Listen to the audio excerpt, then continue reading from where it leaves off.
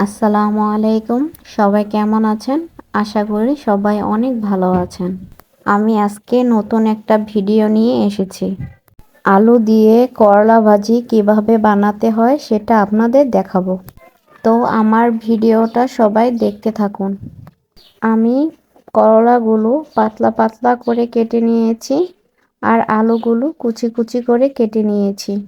তারপর সবগুলো একসাথে ধুয়ে নিয়েছি। এরপর পেঁয়াজ কাঁচামরিচ কেটে নিয়েছি।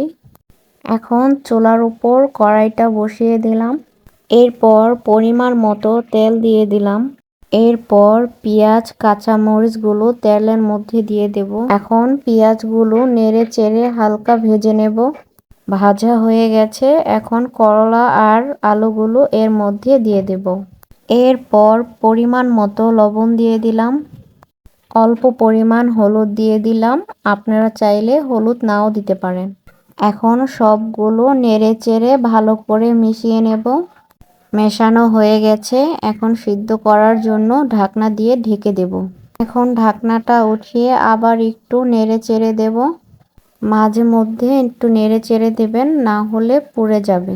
আমি আবারও সিদ্ধ করার জন্য ঢাকনা দিয়ে ঢেকে দেব। সিদ্ধ হয়ে গেছে, এখন ঢাকনাটা উঠিয়ে নেব। তৈরি হয়ে গেল আমার করলা ভাজির রেসিপি। যারা এতক্ষণ আমার ভিডিওটা দেখেছেন তাদের অনেক অনেক ধন্যবাদ। প্লিজ আমার চ্যানেলটা সাবস্ক্রাইব করে দেবেন।